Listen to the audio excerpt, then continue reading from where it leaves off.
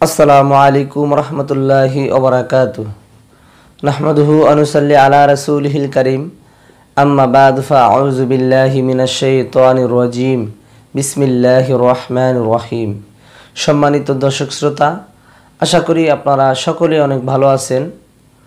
তো আজকে আপনাদের সামনে পবিত্র কোরআন থেকে ছোট্ট একটি দোয়া নিয়ে হাজির হলাম। যাদের মুখে ঘা হয়, যাদের জিহ্বায় ঘা হয়, ঘার কারণে তারা জাল জাতীয় কোনো খাবার খেতে পারে না, তাদের জন্য পবিত্র কোরআন থেকে ছোট্ট একটি দোয়া নিয়ে হাজির হলাম। এই দোয়াটা যদি আপনি আমল করার পর তার মুখের মধ্যে ফু দেন, ইনশাল্লাহ তার মুখের ঘা দূর হয়ে যাবে। আল্লাহ সুবহানাহু ওয়া তাআলা পবিত্র কোরআনুল কারীমের মধ্যে বলেন, অনুনাজ্জিলু মিনাল কোরআন মা হুদা ওয়া শিফা ওয়া রাহমাতুল লিল মুমিনিন। এই কোরআন সমস্ত রোগের ঔষধ। সুবহানাল্লাহ। ইখলাসের সাথে আপনি আমলটা করবেন।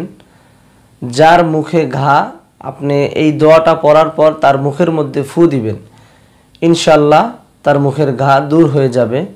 3 দিন আপনি আমলটা করবেন, ইনশাল্লাহ আপনার 3 দিন করা লাগবে না, 2 দিনের মধ্যে আপনি ফলাফল পাবেন।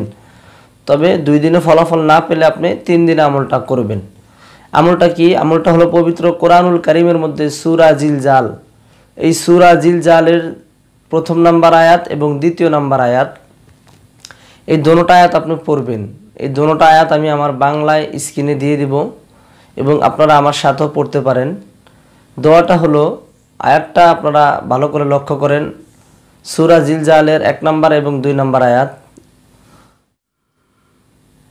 ইজা জুলজিলাতিল আরদু জিলজালাহা ওয়া আখরাজাতিল আরদু আসকালাহা।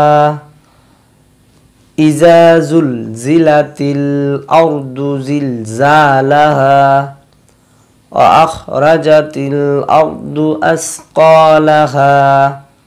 ইজা জুলজিলাতিল আরদু জিলজালাহা ওয়া আখরাজাতিল আরদু আসকালাহা। এই আয়াত দুইটা 3 বার পড়বেন। পড়ার পর আপনি তার মুখের মধ্যে ফু দিবেন, ইনশাআল্লাহ তার মুখের যে ঘা, আল্লাহ সুবহানাহু ওয়া তাআলা তাকে মুক্ত করে দিবেন। তো সম্মানিত দর্শক, আশা করি ভিডিওটা আপনাদের কাছে ভালো লাগছে। অবশ্যই আমাদের চ্যানেলটি সাবস্ক্রাইব করবেন পরবর্তী ভিডিও দেখার জন্য। সকলে ভালো থাকবেন। আসসালামু আলাইকুম ওয়া রাহমাতুল্লাহি ওয়া বারাকাতুহু।